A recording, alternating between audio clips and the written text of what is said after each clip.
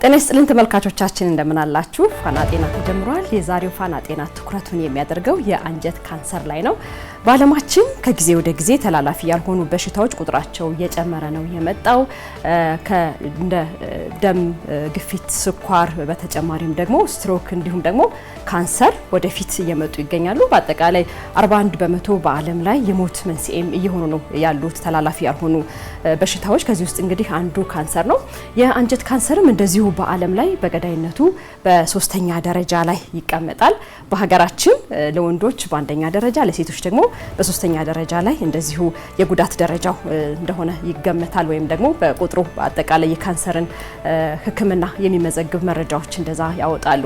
ስለዚህ የአንጀት ካንሰር ከጊዜ ወደ ጊዜ ሀገራችን ላይ አሳሳቢ እንደሆኑ ነው መረጃዎች እያመለከቱ ያሉት። እነዚህን ችግሮች በመረጃ በመደገፍ በማወቅ እና በመገንዘብ አስቀድሞ መከላከል የሚቻልባቸው እድሎች ሰፊ ናቸው። አስቀድሞም ከተገኘ ካንሰር ቢሆንም የመዳን እድሉ እጅግ በጣም ሰፊ ነውና ፋና ጤናም ይህንን ግንዛቤ አስቀድሞ ለተመልካች በማድረስ ችግሩን ቀድሞ መከላከልና ማወቅ ላይ ትኩረት እንዲደረግ ታስቦ ነው የሚሰራ።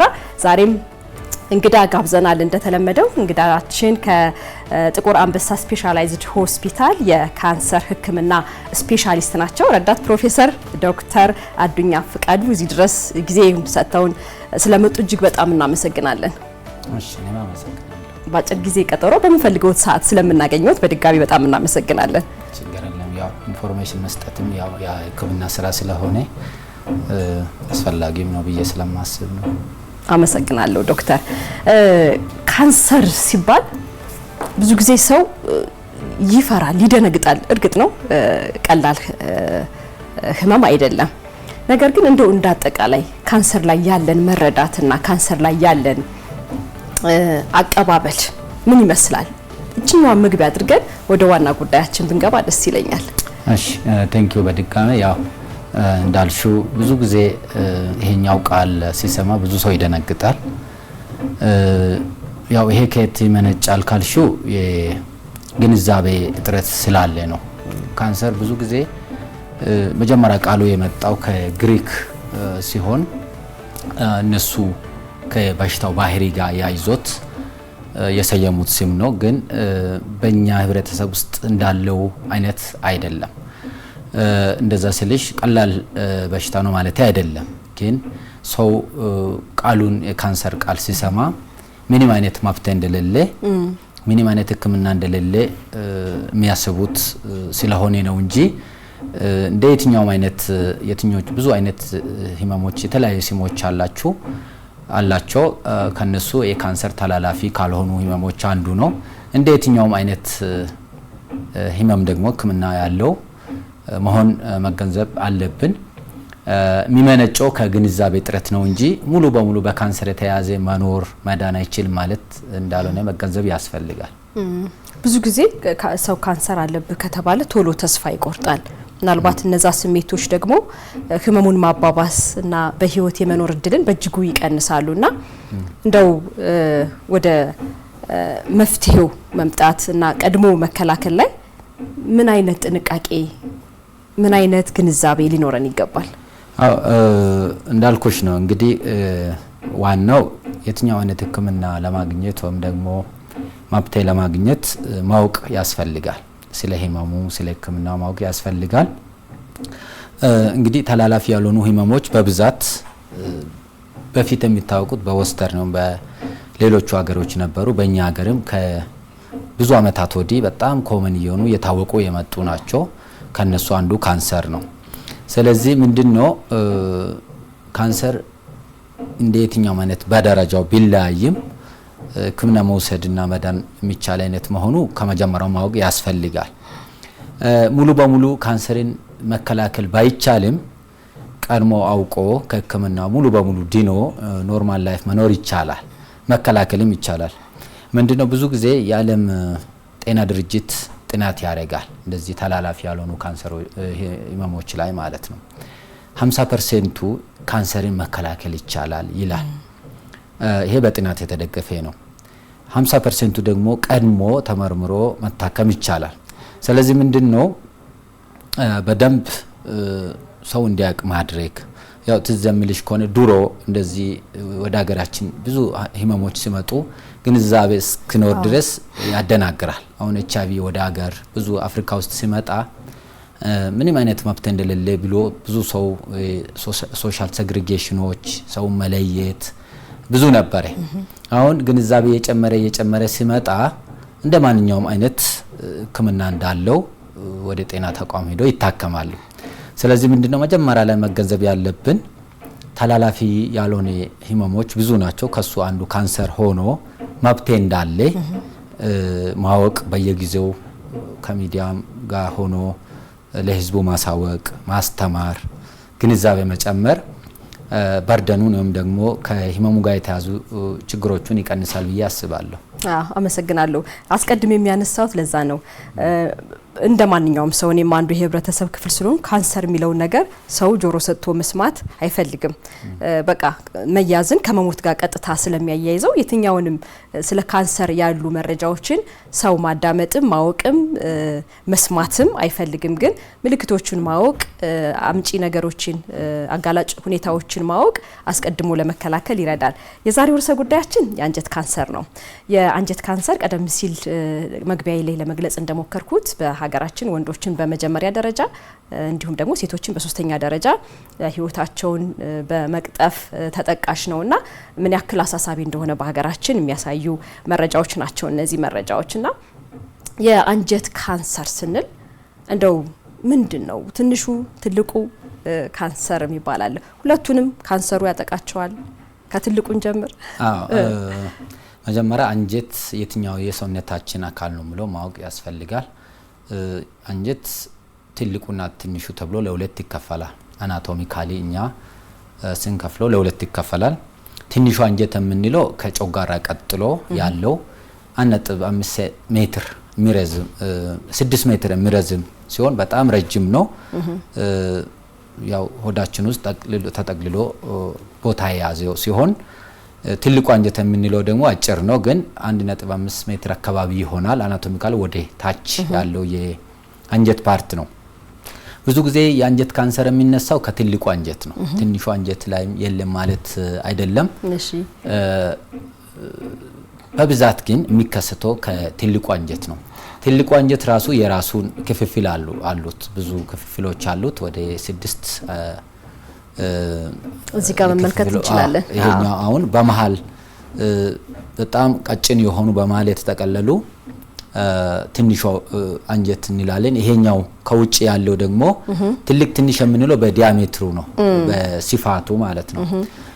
ከውጭ ላይ ወደ አንጀታችን ወደ ሆዳችን ግርግዳ ያለው ትልቁ አንጀት እንላለን። እንዳየሽው እዚህ ላይ ትንሹ አንጀት በጣም ረጅም ነው። ስራውም እንደዛ ብዙ ነው። ምግብ አብዞርብ ማድረግ፣ ወደ ውስጥ ማስገባት፣ የተለያዩ ፈሳሾችን ሰክሬት ማድረግ፣ ማመንጨት፣ ኒውትሪየንቶችን፣ ቫይታሚን እንደዚህ ሚነራልስን በጣም ጠቃሚ የሆኑትን ወደ ሰውነት አብዞርብ አድርጎ ማስገባት ነው።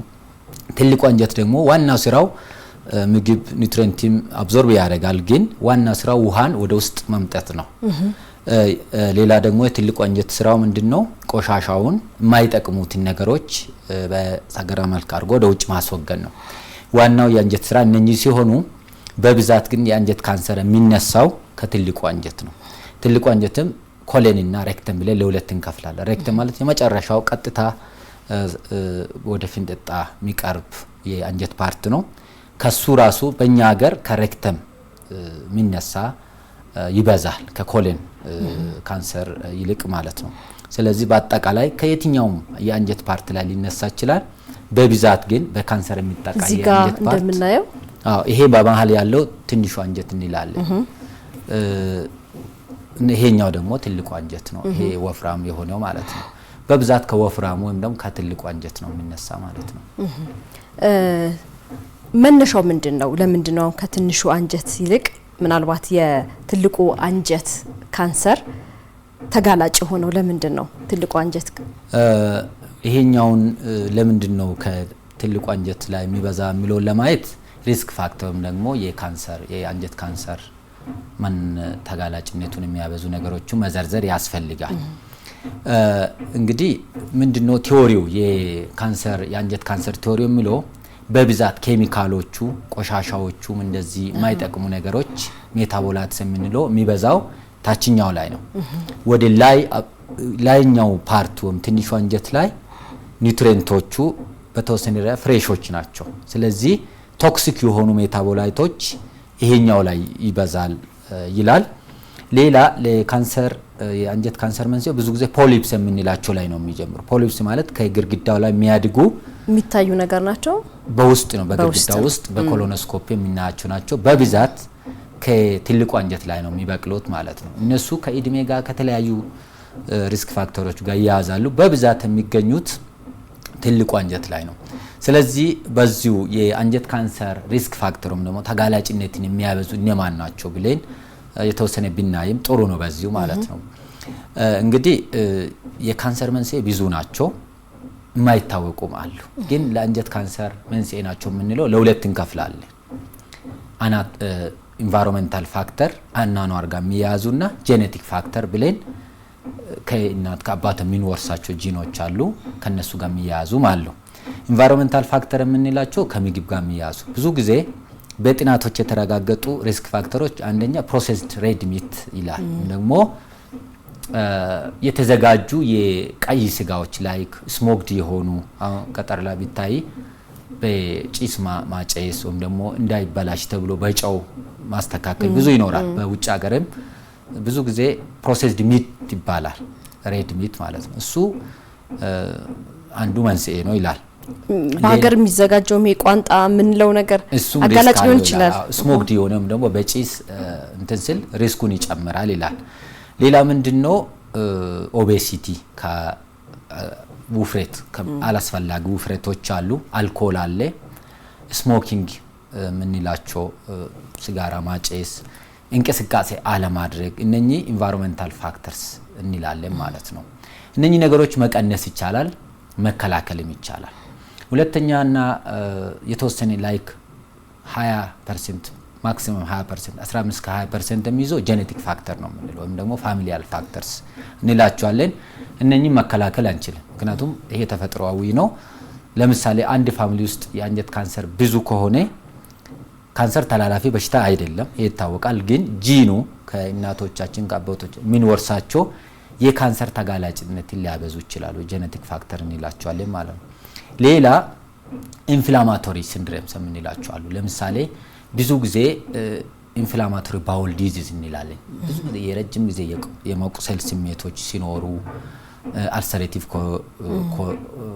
ዲዚዝ የምንላቸው ክሮንስ ዲዚዝ የምንላቸው አሉ። እነሱ የአንጀት ካንሰርን ተጋላጭነቱን ከፍ ያደርጋል ማለት ነው።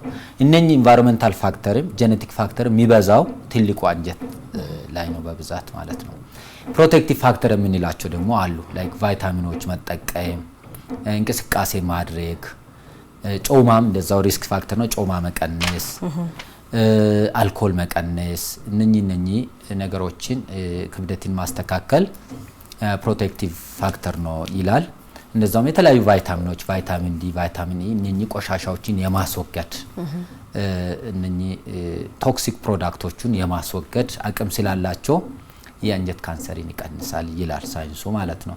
ስለዚህ እኛ ማድረግ ያለብን እነኚህ ሪስክ ፋክተሩን የሚጨምሩትን በተወሰነ ሙሉ በሙሉ ባንከላከልም እንኳን መቀነስ መከላከል ይቻላል ማለት ነው። ለሌሎቹስ አሁን ጄኔቲካ ሪሌትድ የሆኑት ነገሮች ላይ ደግሞ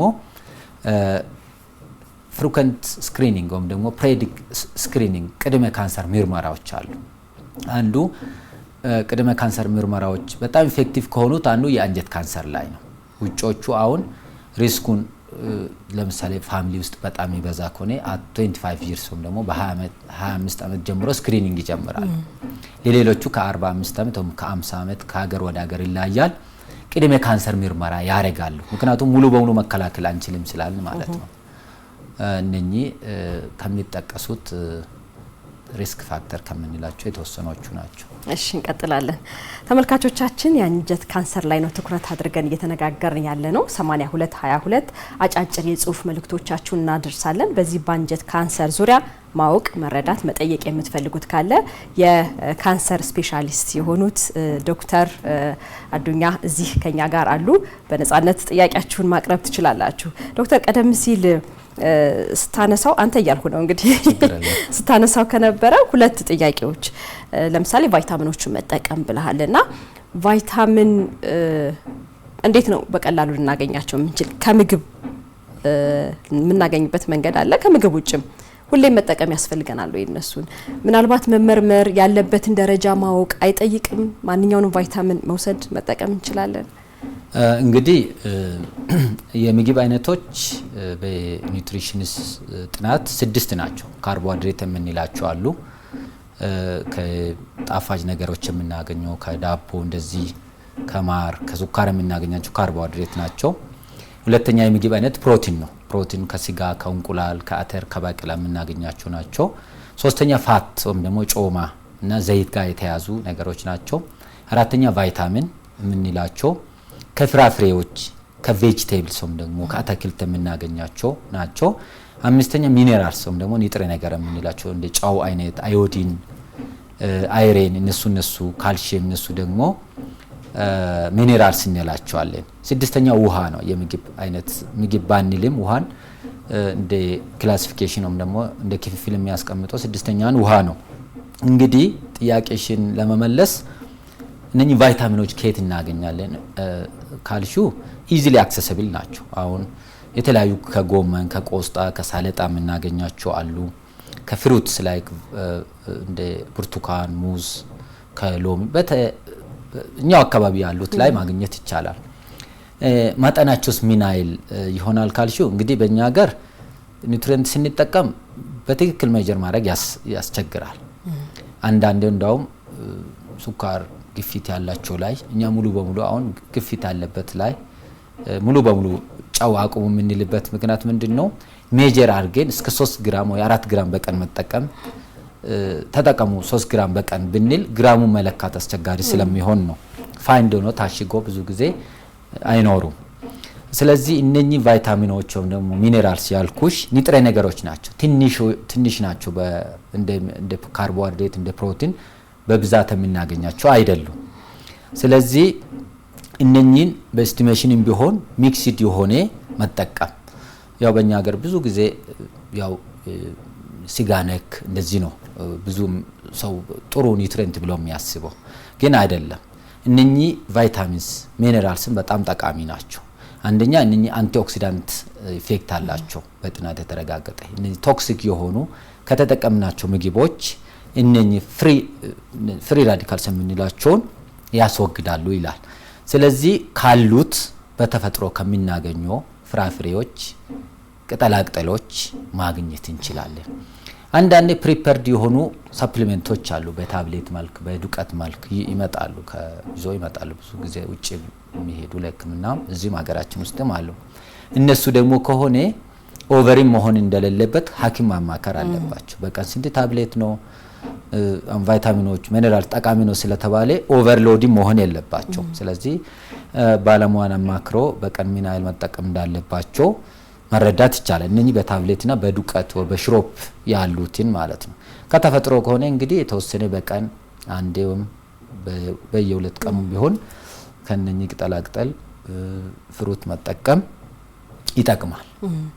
ቫይታሚን ጋር ስታነሳ ዶክተር አሁን በሀገራችን እየተለመደ ነው። በተለይ በቀደም ሲል እንዳነሳው በታብሌትም በዱቄትም የሚመጡት በጣም እየተለመዱ ናቸውና እንደነዚህ አይነት ቫይታሚኖች ሰው ዝም ብሎ ነው የሚወስዳቸው። ቫይታሚን ነው አይጎዳም፣ ከምግብ የተወጣጣ ነው፣ መድኃኒት ነክም አይደለም በሚል ሁሉም ሰው ይወስዳቸዋልና እሱ ጋር አጠቃቀማችን ምንድነው መምሰል ያለበት? ቅድመ ምርመራ ማድረግ ምናልባት ካንጀት ጋር አሁን ያነሳን ያለነው አንጀት ጋር ተያይዞ ስለሆነ ካንጀት ጋር የሚጠቅም የትኛውን ለይቶ መውሰድ አለበት የሚለው ነገር ብታነሳልን ደስ ይለኛል። ጥሩ ጥያቄ ነው። አዎ እኛንም ያጋጥመናል። በየቀኑ ስራችን ላይ ቫይታሚኖች ይዞ ይመጣሉ፣ ሚነራልስ ይዞ ይመጣሉ፣ እየወሰዱም ይመጣሉ፣ ለማማከርም ይመጣሉ። እነኚህ ማይክሮኒውትሪየንት ይባላል። ማይክሮ ማለት በጣም ትንሹ በቂ ማለት ነው። ከበዛ በጣም የራሳቸው ሳይድ ኢፌክትም ይኖራቸዋል። ለምሳሌ አሁን ካልሲየም ኦቨር ሲሆን የልብ ምት ሊያዛባ ይችላል። ብዙ ኮምፕሊኬሽኖች ሊኖሩ ይችላሉ። ካነሰም እንደዛው። ስለዚህ እንደሌላው እንደፈለግን በብዛት ስንጠቀም ትንሹ በቂ ስለሆኑ እነሱ ሳይድ ኢፌክታቸውን በዛው ይጨምራል። ስለዚህ ላብራቶሪ ምርመራ ማድረግ ይቻላል። ለምሳሌ የካልሲየም መጠን ማወቅ ይቻላል። የቫይታሚን ዲ፣ የቫይታሚን ቢ ሁሉንም እነኚህ ማክሮኒውትሪየንቶች ደም ውስጥ ምን ያህል ፐርሰንት አሉ፣ ምን ያህል ይፈቀዳል የሚለው በላብራቶሪ ማወቅ ይቻላል። እጥረት ካለ መተካት ይቻላል። እጥረት ይከሰታል ብለም ስናስብም እንዲጠቀሙ እናደርጋለን። እነኚህ ሰፕሊሜንቶች በታብሌትም ቢሆን በዱቀት ብዙ ጊዜ የሚመከረው እጥረት ካለ ነው። ለምሳሌ ብዙ ጊዜ ሰው ምግብ ፍላጎቱ ጥሩ ካልሆነ በቮሚቲንግ ወይ በዲያሪያ በተለያየ ሉስ የሚያደርግ ከሆነ ነው የምንተካ እንጂ የሚመከረው በተፈጥሮ ያሉትን ከምግብ ጋር ሚክስ አድርጎ መውሰድ ነው የሚመከረው። ግን ሎ ከሆነ ለምሳሌ ሰረም ካልሲየም ይሁን ፖታሺየም የተለያዩ ሚነራልሶችን ቫይታሚኖችን አይተን ሎ ከሆነ ደግሞ ሐኪሙ አይቶ ኮንቴንቶቹን አይቶ መወሰን ያለበት ባለሙያው ነው ብዬ ነው የማስበው። እንደፈለጉ በቀን 4-5 ታብሌት መውሰድም የራሱ ሳይድ ኢፌክት ስላለው ማለት ነው። እውነት ነው። ከመውሰዳቸው በፊትም ሐኪም ማማከር እስከመቼ መውሰድ የሚተኩም ስለሆነ የሚያድጉም ስለሆነ እስከመቼ መውሰድ እንዳለባቸው ሐኪም መውሰድ ነው እንጂ መድኃኒት አይደለም በሚል ብቻ መውሰድ ነው እንጂ መድኃኒት አይደለም በሚለው ብቻ ሰው ስለሚጠቀም እዚህ ጋር ሰው ግንዛቤ እንዲያገኝ ነው። ተመልካቾቻችን ፋና ጤናን በመከታተል ላይ ነው ያላችሁት። የአንጀት ካንሰር ትልቅ ትኩረታችን ነው ዛሬ። በዚህ ዙሪያ ማወቅ የምትፈልጉት መረጃ ካለ 8222ን መጠቀም ትችላላችሁ። ዶክተር አዱኛ ምላሽ ይሰጧቸዋል። ሌላ ቀደም ሲል ስታነሳ ዶክተር አንዱ አጋላጭ የቤተሰብ ከቤተሰብ ውስጥ አንዱ ያለ ሰው የአንጀት ካንሰር ከተጠቃ የመያዝ እድልም እንደዚሁ አለ ብላል። እንደያገሩ ይለያያል ስትል ነበር። በ10 አመት በ5 አመት እንደዚህ ምርመራ ማድረግ ረጅም ጊዜ ይሰጣል። የአንጀት ካንሰር ሳይታወቅ 10 አመት ያክል አለመመርመር ወይም 5 አመት ያክል አለመመርመር ችግር ሊፈጥር አይችልም? የሚፈጥንም አለ፣ ጊዜ በጣም ረጅም ጊዜ የሚፈጅም አለ። እንግዲህ ካንሰር ኦቨርናይት አይከሰትም። እንደ ኢንፌክሽን እንደ ሌላ ህመም በቀናት ውስጥ ወይ በዚህ በአጭር ጊዜ ውስጥ የሚከሰት አይደለም። ፕሮሴስ አለው። እንደውም አብዛኛው ሶሊድ ቱመርስ እነኚህ ጠጠር የሆኑ ካንሰሮች ብዙ ጊዜ አመታት ይፈጃሉ። 5 አመት 10 አመት የሚፈጁ እንደ ዲዚዙ አይነት ነው። እንግዲህ የስክሪኒንግ የምንላቸው ብዙ አይነቶች አሉ። ከላቦራቶሪ የምናያለ፣ ከኢሜጂንግ ከሲቲ ስካን ጋር የምናያለ፣ ከአልትራሳውንድ ብዙ ነገሮች አሉ። ከቱመር ማርከር የምናያቸው አሉ። በየ5 አመቱም ደግሞ በየ10 አመቱ የምናየው የራሱ መስፈርት አለው። ኮሎኖስኮፕ የምንለው አሁን በፍንጥጣ ገብቶ የሚሰራ በየአመቱ በየ2 አመቱ አንሰራ፣ በየ5 አመቱ በየ10 አመቱ ነው። በጣም ሃይ ሪስክ ከሆኑ ኤቭሪ 5 ይርስ ማድረግ ይቻላል። ግን ሌሎች ምርመራዎች አሉ። ለስክሪኒንግ የሚጠቅመው ለቅድመ ካንሰር ምርመራ የምንጠቀማቸው ሌሎች አሉ። ቀላል ያሉ በየ2 አመቱ ምንሰራ አለ። ለምሳሌ ፌካል ኦካልት ቴስት የምንለው አለ። ደም ውስጥ ሰገራ ውስጥ የተሸረሸረ ከግድግዳው የሚወጣ ደም ካለ እሱን የካንሰር ምልክቶቹ ላይ ሲንደርስ እናወራለን። እሱን ቴስት ማድረግ እንችላለን። ሲቲ ኮሎኖግራፊ የሚባል አለ። ከሲቲ ስካን የሆነ የሚወስዱት ኮንትራስት አለ። እሱን ወስዶ ማየት ይቻላል። አልፎም እንደዚሁ ቱመር ማርከር የምንላቸው አሉ። ግን ትክክለኛው የአንጀት ካንሰር ስክሪኒንግ ከተፈለገ ኮሎኖስኮፒ የምንል ምሳራ ነው። ስለዚህ ኦቨርናይት በአጭር ጊዜ ውስጥ የሚከሰት አይደለም። ለዛው ነው ለሁሉም ሰው ተመሳሳይ ስክሪኒንግ ፕሮግራም አይደለም። ሃይ ሪስክ ለሆኑት አሁን እንደጠቀስሽው ፋሚሊ ውስጥ ብዙ ጊዜ ይከሰታል ማለት አንድ ቤተሰብ ውስጥ ተከሰተው ሌላው ሰው ይከሰታል ማለት አይደለም። እዚህ ላይ ግንዛቤ ያስፈልጋል። ግን ተጋላጭነቱን ይጨምራል። ምን ሲሆን ነው? እሱ ጄኔቲክ ከሆነ ነው። ኢንቫይሮንመንታል ከሆነ ሪስኩ ማለት ነው ፋሚሊ ጋር ዲፔንድ አያደርግም። ለምንድን ነው እንደዛ ከፋሚሊ ጋር ሪሌት የሚሆኑ ሴሎቻችን በየጊዜው ሲራቡ ሙቴሽን የሚባል አለ ወይ ደግሞ ክሮሞዞማል ትራንስሎኬሽን አብኖርማሊቲዎች ይከሰታሉ። ኢረር ይፈጠራል። እንግዲህ ኢረር ብዙ ጊዜ የሚከሰቱ ከሴሎች ጀምሮ ነው፣ ሲተት ማለት ነው። ሴሎቻችን ሲራቡ የራሳቸው ኮንትሮል ሜካኒዝም አላቸው። ዝም ብሎ 1 ሚሊዮን ሴሎች የሚያስፈልጉ ከሆነ 2 ሚሊዮን 3 ሚሊዮን መሆን የለበት። ኤጅድ የሆኑ በተፈጥሮ ይወገዳሉ። ፍሬሽ የሆኑ ሴሎች ደግሞ ይተካሉ። ይሄ በተፈጥሮ ዲዛይንድ የሆነ ኮንትሮልድ የሆነ ወይም ደግሞ ተቆጣጣሪ ያለው ፕሮሴስ ነው። ካንሰር ሲከሰት ምን ይሆናል? ይሄ ሴሎቹ የሚቆጣጠሩት ህዋሳትን የሚቆጣጠሩት በራሳቸው በሆነ ምክንያት ይጠቃሉ። ያ ጄኔቲክ አባት ላይ እናት ካልተከሰተ ጂኑን ያወርሳል። በዛ ጊዜ ሌላ ተጨማሪ ሪስክ ፋክተር ኢንቫይሮንመንታል ፋክተር ያልኩሽ ማለት ነው እሱ ከተከሰተ ወደዛ ይገፋል ማለት ነው እንጂ ቤተሰብ ውስጥ 3 ሰው ቢኖር ለምሳሌ 4ኛ ሰው ይጠቃል ማለት አይደለም። ከሌሎቹ ፖፑሌሽን ጋር ኮምፔር ሲናደርግ ግን ተጋላጭነቱን ይጨምራል ለማለት ነው። አንድ ሰው በዘር ነው ያገኘው የመጣበት ወይንም ደግሞ በኢንቫይሮንመንት ወይንም ደግሞ በአካባቢ ነው የመጣበት የሚለውን ካንሰሩን ምን ለይበት መንገድ አለ? እሱ ጄኔቲክ ቴስት ይባላል። በእኛ ሀገር በብዛት በአጠቃላይ አፍሪካ ውስጥ ይሄ ጄኔቲክ ቴስት የምንለው በጣም የተስፋፋ አይደለም። ግን ማወቅ ይቻላል።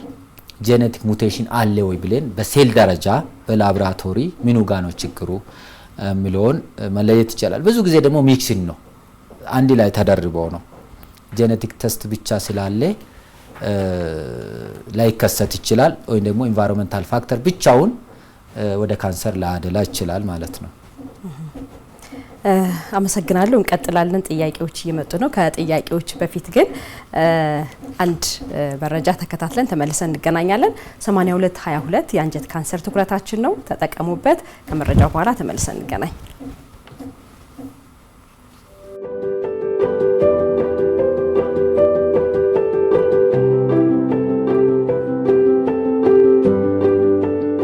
የኮሎሬክታል ካንሰር ትልቅ የአንጀት ፊንጢጣን የሚያጠቃ የካንሰር አይነት ነው። በዓለም ላይ በጣም ከተለመዱ የካንሰር አይነቶች አንዱ ነው። ከባድ ጉዳትና ሞት ሊያስከትል ይችላል። በዓለም ከጠቅላላው የካንሰር ጉዳዮች 10% የያዘ ሲሆን በካንሰር ነክ ሞት ምክንያት 2ኛ ደረጃ ላይ ተቀምጧል። እንደ ኤሮፓውያን አቆጣጠር በ2020 ከ1.9 ሚሊዮን በላይ አዲስ የኮሎሬክታል ካንሰር እና ከ930 ሺህ በላይ የኮሎሬክታል ካንሰር ሞት በዓለም ዙሪያ እንደተከሰተ መረጃዎች ይናገራሉ። እንደ ኤሮፓውያን አቆጣጠር በ2020 ከ1 ሚሊዮን በላይ የአዲስ የኮሎሬክታል ካንሰር እና ከ930 ሺህ በላይ የኮሎሬክታል ካንሰር ሞት በዓለም ዙሪያ እንደተከሰተ መረጃዎች ይናገራሉ። አውስትራሊያ፣ ኒውዚላንድ፣ ምስራቅ አውሮፓ ከፍተኛ ቁጥር የተመዘገበባቸው አገራት ናቸው።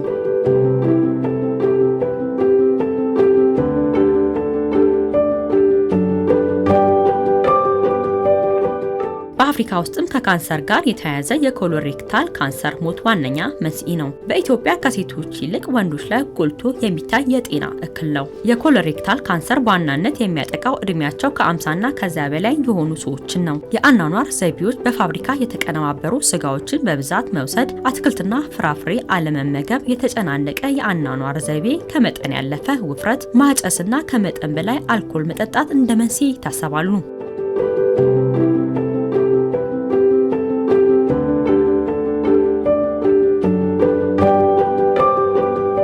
ጥናቶች እንደሚያሳዩት በኮሎሬክታል ካንሰር ታማሚዎች መካከል ከፍተኛ የሞት መጠን ሲኖር በአጠቃላይ የሞት መጠን በአመት ከ20.3% እስከ 40.5% እንደሆነ ጥናቶች ያሳያሉ። የተሻሻለ የህዝብ ግንዛቤ አለመኖር፣ የአደጋ መንስኤዎችን አስቀድሞ አለማወቅ፣ የተሻሻለ የሕክምና ተደራሽነት አለማግኘት ችግሩን አሳሳቢ አድርጎታል።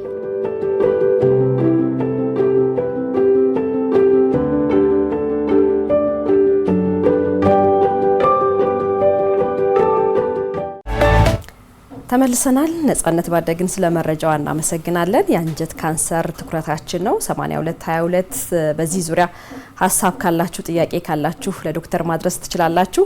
በ09 ጀምሮ 53 የሚጨርስ አንድ ጠያቂያችን ያቀረበልን ሀሳብ አለ። የካንሰር ሕክምና የሚወስዱ ሰዎች ለምሳሌ ኬሞቴራፒ አንድ ሰው ሲወስድ አንጀት ተብሎ ሲወሰድ ጉበት ላይና የተለያየ አካላችን ላይ ያለውን የካንሰር ሴል ማጥፋት ይችላል ወይ የሚል ጥያቄ አንስቷል። ጥሩ ጥያቄ ነው። ስለ ኬሞቴራፒ የተወሰነ ማለት በጣም ጠቃሚ ነው። ብዙ ጊዜ ያው ለአንጀት ካንሰር ብቻ ሳይሆን ኬሞቴራፒ ለብዙ ካንሰር አይነት እንጠቀማለን። ኬሞቴራፒ ስንል ስሙ ነው አንድ የሆነው እንጂ ወደ 150 አይነት ኬሞቴራፒዎች አሉ። እንግዲህ ኬሞ ማለት ኬሚካል እንደማለት ነው። ቴራፒ ትሪትመንት ማለት ነው። ይሄ የድራግ አይነት ወይም ደግሞ የመድኃኒት አይነት ሆኖ ካንሰርን ለማከም የምንጠቀማቸው መድኃኒቶች በአጠቃላይ ኬሞቴራፒ እንላቸዋለን። እንግዲህ ኬሞቴራፒ ለአንጀት፣ ለጡት፣ ለማህፀን፣ ለጨጓራ፣ ለጉበት የምንጠቀማቸው የተለያዩ አይነቶች አሉ። የተለያዩ ኬሞቴራፒዎች ደግሞ ለተወሰኑ ካንሰሮች ለምሳሌ ለጨጓራ፣ ለአንጀት አንድ ላይ የምንጠቀማቸውም አሉ። ስለዚህ ጠያቃችን የጠየቀው ምንድነው አሁን አንድ ሰው አንጀት ላይ ካንሰር ኖሮት ከአንጀት ወደ ሊቨር ወደ ጉበት ሄዶ ሊሆን ይችላል፣ ወደ ሳምባ ሄዶ ሊሆን ይችላል። አንዱ እሱ ነው። እሱ ከሆነ ኦልሞስት ሂስቶሎጂካሊ ተመሳሳይ ስለሆነ የምንሰጠው ኬሞቴራፒ አንጀት ላይ ላለም ጉበት ላይ ላለም ሳምባ ላይ ላለም እንዲጠቅም ነው ይጠቅማል ማለት ነው። አንዳንዴ አንድ ሰው ደግሞ ሁለት አይነት ካንሰር ሊኖረው ይችላል። ከአንጀት የሚነሳ ራሱን ችሎ ከጉበት ደግሞ ራሱን የቻለ ካንሰር ሊኖር ይችላል። ያጋጥመናል ብዙ ጊዜ ማለት ነው። እንደዛ ከሆነ እነኚህ ኬሞቴራፒዎች ዝም ብለን አይደለም የምንጠቀመው፣ በጥናት የተረጋገጡ ብዙ ሰዎች ላይ ኢፌክቲቭ የሆኑ ለአንጀት ካንሰር እነኚህ የተመረጡ ናቸው። ለሳምባ ካንሰር እነኚህ ናቸው። ለጉበት ተብሎ ራሳቸውን የቻለ ኬሞቴራፒ አይነቶች አሉ። ስለዚህ መነሻው አንድ አይነት ካንሰር ሆኖ ወደ ሌላ ሄዶ ከሆነ ይጠቅማል ማለት ነው። አንድ አይነት ኬሞ ነው የምንጠቀመው። ግን የተለያዩ ካንሰሮች ከሆኑ ከአንጀትም ከጉበትም የተነሱ የተለያየ ኬሞቴራፒ ልንጠቀም እንችላለን። አሁን ከኬሞቴራፒም አልፎ ኢሚኖቴራፒ፣ ታርጌትድ ቴራፒ፣ ሆርሞናል ቴራፒ የምንላቸው ብዙ አይነት ኢኖቬቲቭ ወይም ደግሞ አዳዲስ የሆኑ ሜዲኬሽኖች አሉ፣ መጥቷል። በእኛ ሀገርም አሉ። ግን በብዛት ውጮቹና ከኬሞቴራፒ ወደ ኢሚኖቴራፒ፣ ታርጌትድ ቴራፒ ሳይድ ኢፌክታቸው አነስተኛ የሆነ እየተጠቀሙ ነውና ይሄ ነው ተመልሶለት ከሆነ ያላቅም ሊጠቅምም ሌላ አይነት ኬሞ ሊያስፈልግ ይችላል ማለት ነው። እንደ ካንሰሩ አይነት አንድ አይነት ካንሰር ነው ሁለት አይነት የሚለውን መለየት ያስፈልጋል ማለት ነው። መልካም። ብዙ ጊዜ የአንጀት ካንሰር ምልክት የለውም ወይም ደግሞ ምልክቱ በጣም ይዘገያል ይባላል። አንደኛ ለምንድን ነው ምልክቶቹ ቶሎ የማይታዩት? ሁለተኛ ምልክቶቹ ምንድን ናቸው? ጥሩ ነው። ብዙ ጊዜ መጀመሪያ አካባቢ መጀመሪያ ደረጃ ብዙ ጊዜ ብዙ ካንሰሮች ደረጃ 1 2 3 4 አላቸው። መጀመሪያ አካባቢ ምንም አይነት ምልክት ላይኖር ይችላል የአንጀት ካንሰር። ለምንድን ነው? ገና ያደገ ፕሮሴስ ላይ ሲሆን አንጀቱንም በደንብ ሳይጎዳ በፊት በብዛት ሳይጎዳ በፊት ምንም አይነት ምልክት ላይኖር ይችላል። እየቆየ ሲሄድ ደረጃው ከፍ እያለ ወደ 2 3 እየሄደ ሲሄድ የተለያዩ ምልክቶች ይኖራቸዋል። ይሄ ምልክት የሚለየው በምንድነው? በየትኛው የአንጀት ፓርት ላይ የተከሰተ ነው የሚለውንም በዛው መለየት ይቻላል። ብዙ ጊዜ ስፔሲፊክ እንደዚህ አይነት ምልክቶች አሁን ጥንቃቄ የሚያስፈልገው እዚህ ላይ አሁን የሚዘረዝራቸው ምልክቶች ስላለ ብቻ ካንሰር አለብኝ ብሎ መጨነቅ የለባቸው። ግን ስፔሲፊክ ላይ ሆኖ ይችላል። ለዚህኛው ካንሰር ብቻ ነው ይሄ ምልክት ማለት አይደለም። ብዙ ጊዜ ከትንሹ አንጀት ወይም ደግሞ ከትልቁ ሆኖ በቀኝ በኩል የሚነሳ ኦካልት ብሊዲንግ ነው፣ ተደብቆ ከሰገራ ጋር የሚወጣ ደም ይኖራል። ታማሚው ላይ ይችላል። ብዙ ጊዜ አልፎ አልፎ ሰገራ ሊጠቁር ይችላል። ተሸርሽሮ ከግርግዳው ከአንጀቱ ግርግዳ የሚወጣ ደም ይኖራል። ስለዚህ ሰውዬ ምን ይሆናል? አኒሚክ ይሆናል። ደግሞ የቀይ ሴሉ ያነሰ ይሄዳል። በዛን ጊዜ ኃይለኛ የሆነ ድካም ሊኖር ይችላል። ማዞር ይችላል። በጣም በኃይለኛነት ኪሎ መቀነስ። ብዙ ጊዜ አሁን ስፖርት ሲንሰራ ሆም ብለን ኪሎ ለመቀነስ የሚሰራ ስራ አለ። ግን ዝም ብሎ በራሱ በ10 ኪሎ 5 ኪሎ ምናምን በአንድ ጊዜ የሚቀንስ ከሆነ እነሱ ምልክቶች ናቸው። ግን አሁን የዘርዘርኳቸው የካንሰር ምልክት ብቻ ላይሆኑ ይችላሉ። ሌሎች ህመሞችም እንደዚህ አይነት ምልክቶች ሊኖራቸው ይችላል። አልፎ አልፎ ስፔሻሊ ከታችኛው አንጀት ከሬክተም የሚነሳ ከሆነ ደም ሊኖር ይችላል። ፍራንክ የሆነ ደም የሚታይ ከሰገራ ጋር ሊወጣ ይችላል። ሌላ ባውል ሀቢት እንላለን። የሰገራ ባውል ሊቀየር ይችላል። ለምሳሌ አሁን አንድ ሰው በቀን ውስጥ 3 ሊጸዳዳ ይችላል። በሳምንት 3 ጊዜ ሊሆን ይችላል። ጤና ደብሎቾ የሚያስቀምጠው ኖርማል ባውል ሀቢት የምንለው አንድ ሰው በቀን 3 እና በሳምንት 3 ይላል። ስለዚህ ብዙ ጊዜ ኮንስቲፔሽን ድርቀት ሊኖር ይችላል፣ ማስማጥ ሊኖር ይችላል፣ ዲያሪያም ደግሞ ተቅማጥ ሊኖር ይችላል። እነኚህ ነገሮች ሊኖሩ ይችላሉ። ህመም ሊኖር ይችላል። ያልተቋረጠ የአብዶሚናል ክራምፕ ወይም ደግሞ ቁርጠት ለረጅም ጊዜ ሊኖር ይችላል። አንዳንዴ ደግሞ በጣም ደረጃው ከፍ ካለ የአንጀት መታጠፍ ወይም ደግሞ ሙሉ በሙሉ ሰገራ መውጫን ዘግቶም ይመጡም ይኖራሉ። አንዳንዴ ደግሞ ፐርፎሬት ወይም ደግሞ ሊቀደድ ይችላል። ግርግዳው እየሳሳ ሄድና የአንጀት ግርግዳ ተቀዶ በኢመርጀንሲ ሊመጡ ይችላሉ። ስለዚህ እነኚህ ከተወሰኑት የአንጀት ካንሰር ምልክቶች ናቸው። ይሄ ብቻ ነው ማለት አይደለም። አንዳንዴ ደግሞ ምንም ሳይታወቅ ጉበት ውስጥም ልናገኝ እንችላለን። አንዳንዴ በቀኝ በኩል ውጋት ይኖራቸውና ሲቲ ስካን አልትራሳውንድ ስናይ በአንጀት ላይ ምንም አይነት ምልክት ሳይኖር ጉበት ላይ ልናገኝ እንችላለን። ሁለተኛ ወደ ሳምባ ከሄደ ደግሞ ብዙ ጊዜ አንጀቱ ላይ ድርቀትም በኢንፌክሽንም ሊኖር ይችላል። አሜባ፣ ጃርዳ የተለያዩ ባክቴሪያዎች ካሉ የአንጀት ላይ ያሉ ድርቀት ወይም ተቋም ሊኖር ይችላል። ስለዚህ ምንድነው የሚለየን? ምርመራዎችን አርጎ ሕክምና ሄዶ ታይቶ መለየት ያስፈልጋል እንጂ አሁን የዘረዘርካቸው የአንጀት ካንሰር ምልክት ብቻም አይደሉም።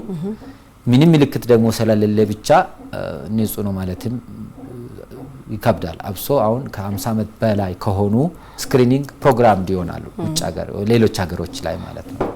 በእኛ ሀገር ሲታመሙ ብቻ ነው ለመታየትም ያው ብዙ ጊዜ ለሕክምና ነው ወደ ሕክምና የሚሄደው እኛ በብዛተኛ ሶሳይቲ። አልፎ አልፎ ግን መታየቱ ጠቃሚ ነው። አጠቃላይ እንደው በአመት አንዴ ደም ምርመራ ማድረግ ችግሩን ቀድሞ ሊጠቁም ይችላል። ይለያያል። ደም ምርመራ ብቻ አይደለም እንዳልኩሽ፣ አልፎ አልፎ ሲቲ ስካንም ሊሆን ይችላል፣ ኮሎኖስኮፒም እንደ ሁኔታው ነው። የሚቀድመው ምንድነው? ወደ ጤና ባለሙያ ቀርቦ ያሉትን ችግሮች ማሳየት። ከዛ የሚወሰነው ምንድነው? ምልክቶቹና ሌሎቹን ተጠቅመን የትኛው አይነት ምርመራ ይጠቅማል የሚለው እንወስናለን ማለት ነው። እሺ በ8222 አሁንም ተመልካቾቻችን ጥያቄዎችን ያደረሱና ያሉት በ09 ጀምሮ በ72 የሚያበቃ ስልክ የትልቁ አንጀት ወይም ሰገራ መውጫ ላይ እብጠት አለ፣ ምንም አይነት ህመም አይሰማኝም፣ መድማትም አያሳይምና የካንሰር ምልክት ሊሆን ይችላል ወይ? ጥሩ ጥያቄ ነው። እብጠቱ ምን ያህል ፊል የሚደረግ ውጪ ላይ የሚታይ ነው ወይስ አይደለም ነው? አንዳንዴ ምንድነው ለረጅም ጊዜ ድርቀት ያለ ሰው ኪንታሮትም ነው ሄሞሮይድ ሊከሰት ይችላል። ብዙ ጊዜ የሚያስመጥ ከሆነ እዛ ደም ቧንቧዎች ይቆጡና ያብጣሉ። እሱም ሊሆን ይችላል። ዝም ብሎ አብኖርማል ዲስኮምፎርት ሰገራ ሲጸዳዳም ዲስኮምፎርት ካለ መታየቱ ይቻላል። ግን ይሄ ካንሰር ነው አይደለም ለማለት ማየት ያስፈልጋል። የተለያዩ ኢንፌክሽኖችም አሉ። አሁን እንዳልኩሽ ኢንፍላማቶሪ ባውል ዲዚዝ የምንላቸው ፖሊፖች ይኖራሉ። ፖሊፕ ማለት ወደ ካንሰር ያልተቀየረ ግን አብኖርማል የሆነ ግርግዳ ላይ የሚያድጉ ሴሎች ማለት ነው ብዙ ጊዜ እና ሄዶ መታየት ያስፈልጋል። ግን ሳይታወቅ ደግሞ ካንሰር ነው ብሎ መወሰንም አስፈላጊ አይደለም። ምርመራ ቢያደርግ ጥሩ ነው። ኢንፌክሽንም ቢሆን ይታከማል። ዝም ብሎ እብጠት ነገርም ከሆነ ሕክምና ሊያገኝ ይችላል። እንደዛውም ደግሞ እጢም ደግሞ ከሆነ ወደ ሌላ ሳይሰራጭ ደረጃው ከፍ ሳይል መታከምም ስለሚቻል መታየቱ ጥሩ ነው የሚለው። መልካም። ሌላው በ09 ጀምሮ በ23 የሚያበቃ የአንጀት ኢንፌክሽን ካንሰር ሊያስከትል ይችላል ወይ? የአንጀት ኢንፌክሽን ብቻውን ሌሎች ቦታዎች ላይ ካንሰር የሚያመጡ አሉ ኢንፌክሽኖች። አንጀት ላይ የተረጋገጠ የአንጀት ኢንፌክሽን ለካንሰር አያጋልጥም። ለምሳሌ ጉበት ላይ የሄፓታይተስ ቢ ሄፓታይተስ ሲ ኢንፌክሽኖች የጉበት ካንሰር ሊያመጡ ይችላሉ። ኤች ፓይሎሪ የምንለው ለረጅም ጊዜ የጨጓራ ባክቴሪያ የሚቸገር ሰውም ወደ ጨጓራ ካንሰር ሊያድግ ይችላል። የተወሰነ ፐርሰንት ላይ ሁሉም ሰው ላይ ባይሆንም ማለት ነው። አንጀት ላይ ሲንመጣ ግን የተረጋገጠ ኢንፌክሽን ወደ አንጀት ካንሰር ያመጣል የሚል በጥናት የታወቀ የለም። ያልኳቸው አሁን የዘርዘርኳቸው ሪስክ ፋክተሮች ነው። ከምግብ ጋር የሚያዙ፣ ከአልኮል ጋር፣ ከሲጋራ ጋር፣ ፊዚካል አክቲቪቲ ሳይጠቀሙ ሳይቀሩ፣ ኢንፍላማቶሪ ባውል ዲዚዝ የምንላቸው ለረጅም ጊዜ የአንጀት ቁስለት ሲኖር ማለት ነው ራሱን የቻለ በኮሎኖስኮፒ መለየት ይቻላል እንጂ ኢንፌክሽን የተረጋገጠ ለአንጀት ካንሰር የለም እስካሁን። የትልቁ አንጀት ካንሰር በአብዛኛው ከ50 ዓመት በላይ ነው ሰዎችን ያጠቃል ተብሎ የሚገመተው። አሁን በወጣቶችም በታዳጊዎችም እንደዚህ እየተከሰተ ነው የሚሉ መረጃዎችን አይቻለሁ። ምን አይነት አጋላጭ ነገሮች ናቸው ለነዚህ ችግሮች የሚዳርጓቸው? ቀደም ሲል የዘርን ያልነው እዚህ ጋር ሊመጣ ይችላል? አዎ ይሄ በጣም አሪፍ ጥያቄ ነው። ብዙ ጊዜ ይሄኛውን ጥያቄ ለመመለስ የራሱን የቻለ ሰፋ ያለ ጥናት በሀገራችን በጣም ማልቲ ኢንስቲትዩሽናል የሆነ ጥናት ማካሄድ ያስፈልጋል። በውጭ ሀገር እንዳልሽው ካንሰር ኢዝ ኦልድ ኤጅስ ዲዚዝ ይባል ነበር ድሮ። ካንሰር እድሜያቸው የገፋ ያሉ ህመም ነበር የሚባለው፣ አሁን አይደለም።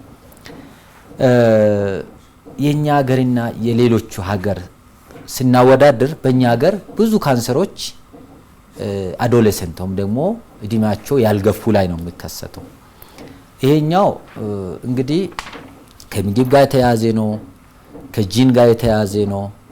የየትኛው አይነት ሪስክ ፋክተር አለን ብለን በደንብ በዶክመንት ለማውጣት ሰፋ ያለ ጥናት ያስፈልጋል። ግን ለምንድን ነው በእኛ ሀገር በዚህ ያንግ ኤጅ ላይ ወይም ደግሞ እድሜያቸው ያልገፋ ላይ የሚከሰተው ብለን ስናስብ ሎጂካሊ እንትን ስንል ፖፑሌሽናችን በብዛት የፖፑሌሽን ፒራሚድ አለ።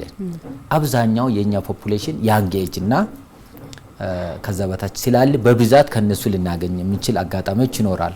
ሌሎች የምንጠቀማቸው ምግቦች እንደዚህ ኢንቫይሮንመንታል ፋክተሮች ጥናት ያስፈልጋል። ይሄ ነው ብለን ለመዘርዘር ብዙ ጥናቶች ይጠበቁብናል። አንድ ቦታ ብቻ ላይ ጥናት ተደርጎ ደግሞ ይሄ ነው ማለት ከባድ ስለሚሆን የካንሰር ሕክምና የካንሰር ግንዛቤ በእኛ ሀገር እያደገ ነው ጋና ማለት ብዙ ጥናቶች ብዙ ስራዎች ይጠበቁብናል እና እነሱን ማወቅ ያስፈልጋል። ግን እንዳልሽው ጠያቃችን እንዳለው ያንግ ኤጅ ላይ ነው እየተከሰተ ያለው ብዙ ጊዜ ማለት ነው እና ይሄ ደግሞ አላርሚንግ ነው ማለት በደንብ ትኩረት ሰጥተን መስራት። ይሄ ፖፑሌሽን ፍሩትፉል የሆነ ነው ገና ብዙ ባርደን ብዙ ስራ የሚጠበቅበት ያንግ ላይ ሲሆን በደንብ ካንሰራል ትኩረት መስጠት ያስፈልጋል። ብዙ አፍሪካ ላይ ያንግ ላይ ነው የሚከሰተው። ሌላ አንድ ጥያቄ አለን። 09 ጀምሮ በ70 የሚያልቅ ነው። አባቴ ከዓመት በፊት በካንሰር ሞቷልና ሳስታምመው የደም ሰገራ ነበረበትና በንክኪ ይተላለፋል ወይስ በዘር ነው የሚል ሐሳብ ነው። ለማሳጠር ካንሰር በንክኪ አይተላለፍም። ምን አይነት ካንሰር እንደሆነ አልገለጸልንም። ጄኔቲካሊ ሪስክ ፋክተሩ ሃይ ነው አንተ ላይ ብለንም እንደዚህ መወሰን አንችልም። ግን እንዳልኩሽ ካንሰርን የሚያመጡ ኢንፌክሽኖች አሉ ብዬሻለሁ። ላይክ ሄፓታይተስ ቢ፣ ሄፓታይተስ የጉበት ቫይረሶች አሉ። እነሱ ኢንፌክሽኑ በንክኪ በረጅም ጊዜ ፍሉድ ደም በመስጠት በጣም በረጅም ጊዜ ንክኪ ሊተላለፍ ይችላል። ካንሰር ግን ተላላፊ አይደለም። አንጀት ካንሰር ነው። አንጀት ካንሰር አባቱ የሞቱት በአንጀት ካንሰር አይተላለፍም። ስለዚህ መስጋት የለበትም። ተጋላጭነቱ እኛ ላይ ይበዛል ወይ ብሎ ደግሞ ካሰበ አንዳንዴ መታየት ጥሩ ነው። ግን አንድ ሰው ላይ ስለተከሰተ ሁለት ሰው ላይ ስለተከሰተ እሱም ተጋላጭነቱ ሃይ ነው ማለትም አንችልም። ስለዚህ እድሜው ከ30 ዓመት በላይ ከሆኑ ይታዩ ምንም ችግር የለም። አመሰግናለሁ። እንቀጥላለን። ተመልካቾቻችን ፋና ጤና ትኩረታችን የአንጀት ካንሰር ላይ ነው። አጭር መረጃ ተከታትለን ተመልሰን እንገናኛለን።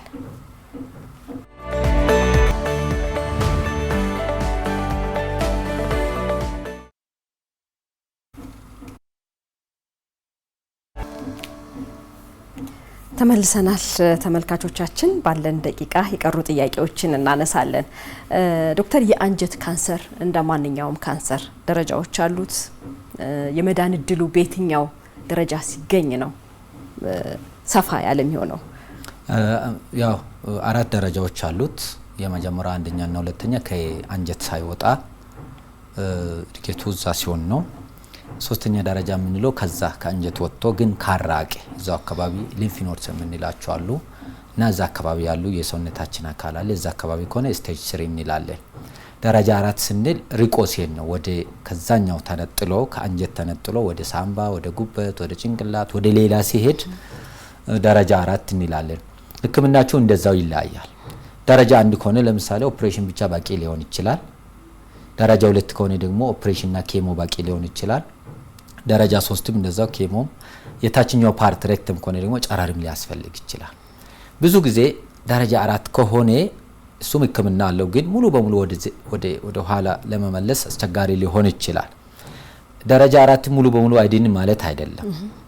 የመጠኑ ነው የሚወስነው። አንዳንዴ አሁን ጉበት ላይም ከሄደ ወይ አንድ ወይ ሁለት ከሆነ ቁጥሩ ትንሽ ቦታ ላይ ከሆነ ሁለቱንም ቦታ በኦፕሬሽን የመጀመሪያውን ኦፕራሲዮን ተደርጎ ያ የተሰራጨበት ቦታም መጠኑ አነስተኛ ከሆነ እሱንም በኦፕሬሽን አድርጎ ኬሞቴራፒ የካንሰር ህክምና መድኃኒት በመስጠት ሌሎችም አድቫንስድ የሆኑ አሁን መጀመሪያ የጠቀስኩት ኢሚኖቴራፒ ታርጌት ቴራፒዎችን እየሰጠን ሚድኑ ፐርሰንቴጆች አሉ። ስለዚህ ጥሩ የሚሆኑት ደረጃ 1 2 3 ቢሆን የመዳን ብሉ ጥሩ ውጤት የማግኘት እድሉ ሃይ ነው። አራተኛ ሲሆን ግን ቻሌንጂንግ ነው። ግን እሱም የእድሉ አሁን እየሰፋ ነው። የመዳን እድሉ በጣም እየሰፋ ነው። ቶሎ ስክሪን አድርጎ እሱንም በኦፕሬሽንና በኬሞቴራፒ ከተደረገ ከሳምባ ውጭ ሀገር ላይ ምንድነው በየቦታው እየለቀሙ ኦፕራሲዮን ያደርጋል። በእኛ ሀገርም ጥሩ ተጀምሯል። አሁን ጥቁር አንበሳ ጉበት ላይ ያለነው በቲም መልቲ ዲስፕሊነሪ ቲም የሚባል አለ። ከቀዶ ህክምና ከራዲዮሎጂ ከኛ ከፓቶሎጂ አንድ ላይ እንሰብሰብና የተለያዩ ስፔሻሊቲዎች ምን አይነት ህክምና ይቅደም፣ ኬሞ ይቅደም፣ ኦፕሬሽን ይቅደም፣ ጨራሪ ይቅደም የሚለውን እንወስናለን። ስለዚህ ሁሉም ህክምና አላቸው። ግን ጥሩ ውጤታማ የሚሆነው የመጀመሪያዎቹ 1 እስከ 3 ያሉ ደረጃዎች ብናገኛቸው የመዳን እድሉም ከፍ ይላል ማለት ነው። ስለዚህ 3ኛ ደረጃ ፈጽሞ የመዳን እድል አለው አለው ይድናል ሙሉ በሙሉ በእንትኑ ተደርጎ አብዛኞቹ ሶሊድ ቱመሮች እስከ 3ኛ ደረጃ ባሉ የመዳን እድላቸው ሃይ ነው። አሁን ዘወስተን ሴታፕ 80-90% ነው ኪውር ሬት። አሁን ኮሎሬክታል ሲዎች ስክሪኒንግም ስላላቸው የሚያመልጣቸው 10% አይበልጥም ማለት ነው። 10-5% አይበልጥም። በእኛ ሀገር እንዳልኩሽ ትንሽ ገና ብዙ መስራት አለብን። ስክሪኒንጉ ቅድመ ካንሰር ምርመራው በስፋት መደረግ ቢጀምር ምርመራዎቹ በስነ ስርዓት ቶሎ ቢደረጉ አውትካሙ የህክምና ውጤቱም እየጨመረ ይሄዳል ማለት ነው። ስለዚህ የትኛው አይነት ደረጃ ላይ ከሆነ ወደ ጤና ተቋም ሄዶ መታከም ያስፈልጋል የሚል መልእክት ለማለት ነው። እንደው አስቀድመን እንዴት እንከላከለው? እንግዲህ እንዳልኩሽ ነው ለመከላከል ሞዲፋይ ማድረግ የምንችላቸው መቆጣጠር ነው። ለምሳሌ አመጋገብ ማስተካከል፣ የሚያጨሱ ከሆነ አለማጨስ፣ አልኮል እንትን ማድረግ መቀነስ፣ ስሞክድ ፉዶች ላይክ ሬድ ሚት አለማዘወተር። ስጋ ተጠቀሙ ማለት አይደለም፣ ባላንስ ማድረግ ያስፈልጋል። ጮማ የበዛበት ምግብ መቀነስ፣ አትክልቶቹና ፍራፍሬዎቹን ማብዛት፣ እንቅስቃሴ ማድረግ። ይሄን ካለፈ ደግሞ ቅድመ ካንሰር ምርመራ አልፎ ሰው ለብዙ ነገር ባጀት ይይዛል። ለጤናው በዛው ለመታየት ቢታዩ ጥሩ ነው የሚል ነው። እንግዲህ እሱን አልፎ ደግሞ ካንሰር ሆኖ ከመጣን ደግሞ ወደ ህክምናዎቹ ደግሞ እንዳልኩሽ ኬሞቴራፒ አለ፣ መድኃኒት፣ ጨረራ አለ፣ ሰርጀሪ ኦፕሬሽን አለ። እነዛም ታርጌት ቴራፒዎች ነው። ኢሚኖቴራፒዎችም አሉ። እነኚህ ሜቶዶች በመጠቀም ክስተቱን መቀነስ የመጣውንም ጥሩ ውጤት እንዲመጣ ማድረግ ይቻላል። በተጨማሪም ደግሞ ግንዛቤ ማብዛት በእናንተውን ጥሩ እየሰራችሁ ነው። በዚሁ ጤና ላይ ግንዛቤ ማስጨበጥ፣ ስለ ካንሰር በደንብ ለህብረተሰቡ ማሳወቅ ያስፈልጋል ማለት ነው። መልካም። አንዳንድ መረጃዎች በሀገራችን ከሴቶች ይልቅ ወንዶች ላይ ቁጥሩ ከፍ ያለ ነው፣ እንደውም በአንደኝነት ደረጃ የተቀመጠ ነውና ከሴቶች ይልቅ ወንዶች ለምንድን ነው የተጋላጭነት መጠናቸው ሰፋ ያለው?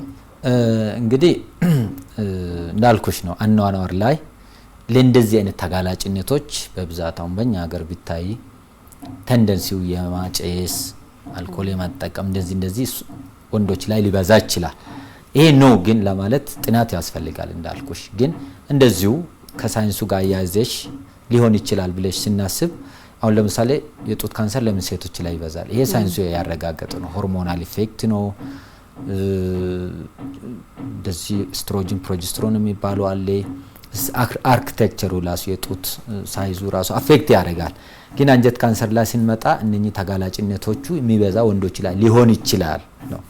ግን ጥናት ይሄ ነው ወንዶች ላይ የሚለውን ለማስቀመጥ እንግዲህ እነኚህ ሪስክ ፋክተር ለመለየት ያስፈልጋል። ሞር ኦፍ ግን ተጋላጭነቱ የሚበዛ ወንዶች ላይ ስለሆነ ነው በብዛት ማለት ነው። የአንጀት ካንሰር ወንዶች ላይ የሚበዛ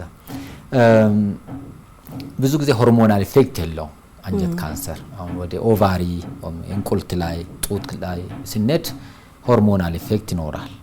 ግን አንጀት ላይ እንደዚህ አይነት ከጾታ ጋር የሚያዝ ሆርሞናል ኢፌክት የለም።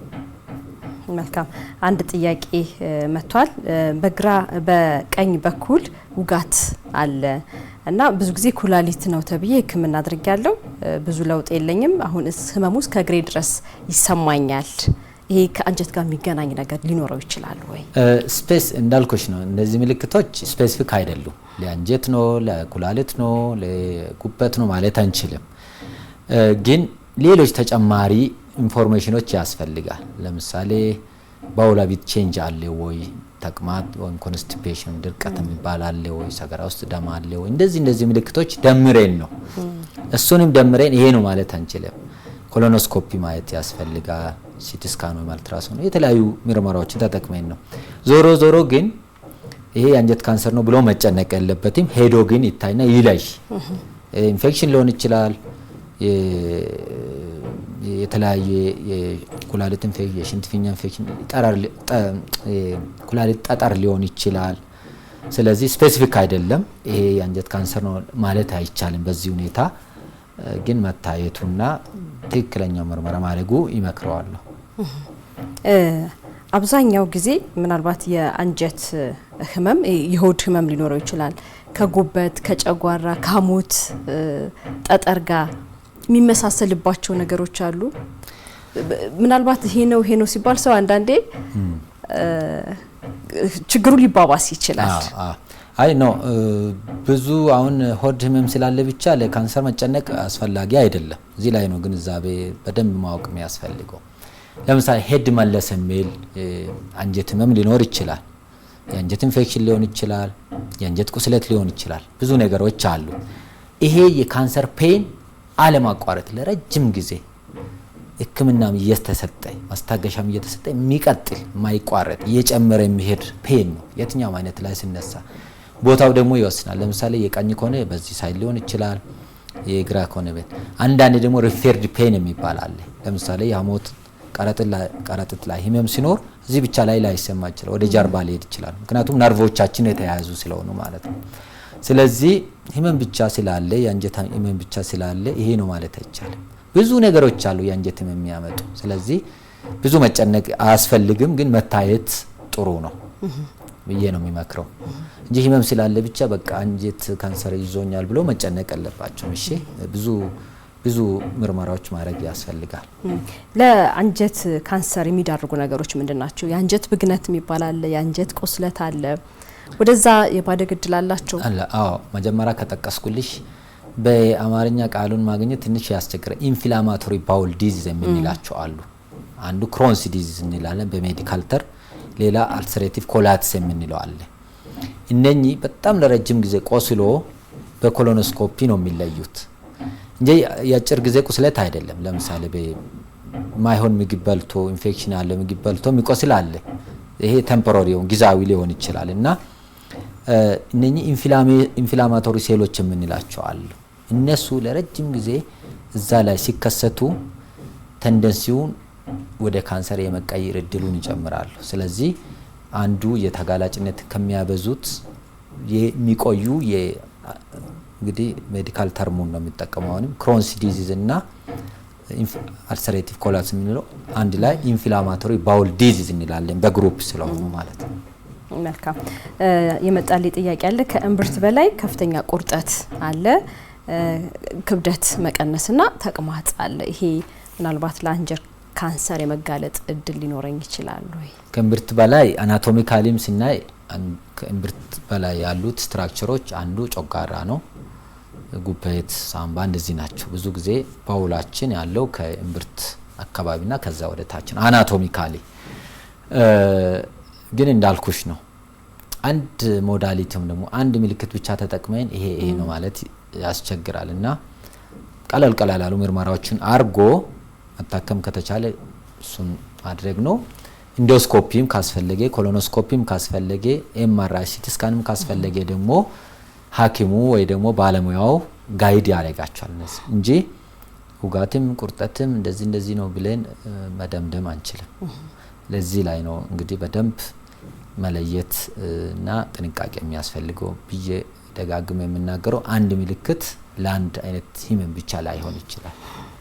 መግቢያ ላይ እንደው ለማንሳት እንደሞከርኩት የካንሰር ስሙ በራሱ ሰውን በጣም የሚያስደነግጥ ነው እና አንዳንዴ ተስፋ መቁረጥም ምናልባት በሽታውን ለማባባስ ሰፊ እድል ሊሰጥ ይችላል አይደለ? ተስፋ ትልቅ ነገር ነው ብዬ ነው ማምነው። ስለዚህ እንደው ማህበረሰቡ ስለ ካንሰር ምን መረዳት አለበት፣ ምን ማወቅ አለበት የምትለዋል ስነ ልቦናዊ ዝግጅቱና ድጋፉ ምን መምሰል አለበት የሚለው እናንሳና። በጣም አሪፍ ነው። ይሄን ቃል ባይዘወይ ሚዲያም ሁሉም ኢንዲቪጁዋሊም በጣም እንደ ባድ ተርም መጠቀም የለባችሁ። ይሄ ሳይኮሎጂካሊ የሚፈጥረው ነገር አለ። አንዳንድ ሀገሮች እንደውም ካንሰርን እንደ ሌላ እንደ ክፉ አይነት ነገር ቃል መጠቀም ይከለክላሉ። ሳይኮሎጂካል ኢፌክት ስላለው ማለት ነው። ግን እኔ የምለው ባጭሩ እንደ የትኛውም አይነት ህመም በደረጃው በየደረጃው ህክምና አላቸው። ካንሰርም ማለት ነው የትኛው አይነት ካንሰርም እንደዛ አለ። ግን ህክምናው እንደ ሌሎች የአንድ ተርም ላይሆን ይችላል። አንድ ሰው ሳምባ ምች ሲታከም በሳምንት ወይ በሁለት ሳምንት ወይ በቀናት ጨርሶ ይሄዳል። ቲቪ አሁን ለ6 ወር ወይ ለ12 ወር ጨርሶ ይሄዳል። እነኚህ ተላላፊ ያልሆኑ ህመሞች ካንሰርን ጨምሮ ልብ ድካም፣ ስትሮክ ብዙ ነገሮች አሉ ሎንግ ተርም ፎሎ አፕ የሚፈልጉ ናቸው። እንደዛውም መዘጋጀት፣ ስትሮንግ መሆን እንደዚህ ቀርቦ ሲታይና አሁን ለምሳሌ ስለ ኬሞቴራፒ ያላቸው ግንዛቤና ቀርቦ ሲያዩ ይለያያል። በርቀት ሲታይ በጣም በቃ ኦቨር ኤስቲሜት አድርጎ ነው የሚመጡ። ግን ጠንከር ብልም ህክምናው ያን ያህል እንደሚፈሩ አይነት አይደለም። ጨረርም ይሁን ኦፕሬሽንም ይሁን ኬሞም ማለት ነው። በተፈጥሮ እንደዚህ አይነት መድኃኒቶች ካንሰር ሴሎችን እንዲያጠፉ ተደርጎ ስለሚሰሩ ከፋብሪካ ሲወጡ ትንሽ ጥንካሬ አላቸው። በተወሰነ ሳይድ ኢፌክቶቹም ከሌሎች ጠንከር ሊል ይችላል፣ ግን ማኔጅብል ነው፣ ማኔጅ ማድረግ ይቻላል። በጣም ነው የማመሰግነው ዶክተር። እንግዲህ ሰፊ የሆነ መረጃ ነው የሰጠን። እዚህ ድረስ ስለመጣም እጅግ በጣም እናመሰግናለን። ተመልካቾቻችን ፍሬህይወት በላይ አብሬያችሁ ቆይታ አድርጌያለሁኝ። ፋና ጤና ዛሬ ጉዳያችን የአንጀት ካንሰር ነበረ። ከጥቁር አንበሳ ስፔሻላይዝድ ሆስፒታል የካንሰር ህክምና ስፔሻሊስት ዶክተር አዱኛ ፍቃዱ እዚህ ድረስ መጥተው ሙያዊ መረጃዎችን አካፍለውናል። ስለተከታተላችሁ አብራችሁን ስለቆያችሁ ከመላው ስቱዲዮ ባለሙያውን ጋር ሰላም ብለን እንሰናበታችኋለን። መልካም ጊዜ።